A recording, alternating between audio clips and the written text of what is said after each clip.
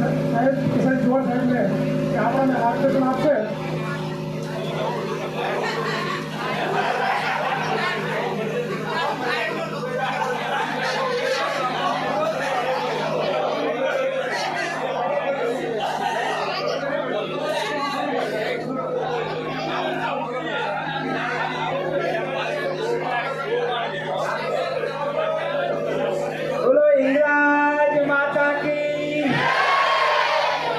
भारत माता की बोलो नमापति नमा पार्वती पति हर महादेव की जय, हनुमान जी दादा की हर घर तिरंगा. आ तिरंगा यात्रा में अपना वच्चे उपस्थित सर्वे महानुभावों, उपस्थित सर्वे अधिकारी गण, वडीलों, भाईओ, बहनों, बाळको, किसान मित्रों, पत्रकार मित्रों, आम तो आ कोई कार्यक्रम में भाषण नहीं पण जे हर घर तिरंगा यात्रा नो कार्यक्रम समग्र देश ની અંદર ચાલે છે. આ તિરંગો એ આપણી આન બાન અને શાન છે.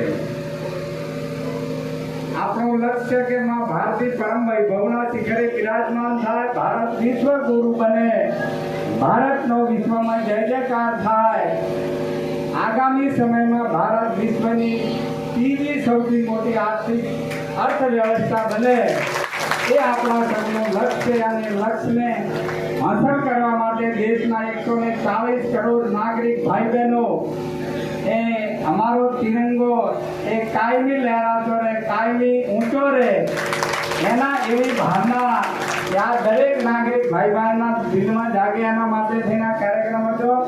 આ કાર્યક્રમમાં આપ સૌએ મોટી સંખ્યામાં બધા જ આગેવાનો, અધિકારી મિત્રો સૌએ મોટી સંખ્યામાં જોડાયા એ બદલ સમગ્ર વહીવટી તંત્ર, સંગઠન અને આમ જનતા વતી આપ સૌનો આભાર માનું છું, સૌને અભિનંદન પણ આપું છું અને 15મી ઓગસ્ટની એડવાન્સમાં શુભેચ્છાઓ પણ પાઠવું છું. વધારે વાત નહીં કરું, પણ આ ધરતી આપણી માતા છે. જે ધરતી ઉપર આપણે જન્મ લીધો છે, જે ધરતીનો આપણે ધાવણ થયા છીએ, ધરતી માતાનો ખોળવો કાયમી લીલો રહે, કાયમી હરિયાળી રહે, પર્યાવરણ બચે, એના માટે વૃક્ષોનું મોટા પ્રમાણમાં વાવેતર થાય ને ઉછેર થાય. માત્ર વાવેતર નહીં પણ ઉછેર થાય. અને ભૂગર્ભના જળ ટકાવવા માટે, ભૂગર્ભના જળને સાચવવા માટે પાણીનું મહત્વ સમજી પાણીનો આપણે બચાવ કરીએ, ખોટું પાણી ન બગડે અને વરસાદ રૂપી જે પાણી આપણને મળે છે બધું જ પાણી જમીનમાં ઉતરે. મોદી સાહેબે પણ આપણને કાર્યક્રમ આપ્યો છે કેચ ધી રેન, એટલે વરસાદને પકડો, વરસાદના પાણીને હંગરો, એને જમીનમાં ઉતારો. તો આપણે બધા જ દિલથી આપણા ખેતરની અંદર જે ફેલ થયેલા બોર છે બધા જ બોર એ સરપંચો છે, અમને મારી વિનંતી છે કે તમે ધારો. મેં અહીં આ જગ્યાએ કહ્યું હતું કે સરપંચ ગામનો મુખ્યમંત્રી છે. મુખ્યમંત્રી આ રાજ્ય માટે જે કરી શકે એ સરપંચ પોતાના ગામ માટે કરી શકે એટલી સત્તા એની પાસે છે. તો મારી આપને વિનંતી છે કે એ સત્તાનો પૂરો આપણે ઉપયોગ કરીએ. અમારે અભિનંદન આપવા પડે ભાઈ સુરેશભાઈને અને એમની ટીમને ના ગામને. સમજો કે ચોખાઈની શરૂઆત થઈ છે, હજી પૂરું નથી થયું.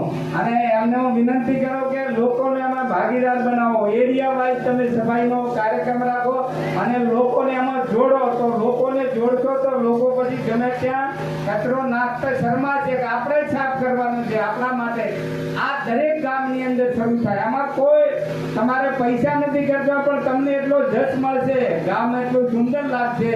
તો સફાઈને અને પાણી જે આપણા વિસ્તારમાં 8 થી 10,000 ફેલ થયેલા બોર છે, એ બોર લોક ભાગીદારીથી, સંસ્થાઓના સહયોગથી, સરકારની ગ્રાન્ટમાંથી કે 90-10ની યોજના પણ ટૂંક સમયમાં આપણી વચ્ચે આવી રહી છે. બધાનો ઉપયોગ કરી અને બધા જ બોર રિચાર્જ થાય, રિચાર્જ માટેની વ્યવસ્થાઓ, એના માટેનું સ્ટ્રક્ચર ઊભું થાય તો આ મારા ભારતીનો ખોળો કાયમી હરિયાળો રહેશે. હમ રહે યા ન રહે, માં ભારતી તેરા વૈભવ અમર રહે.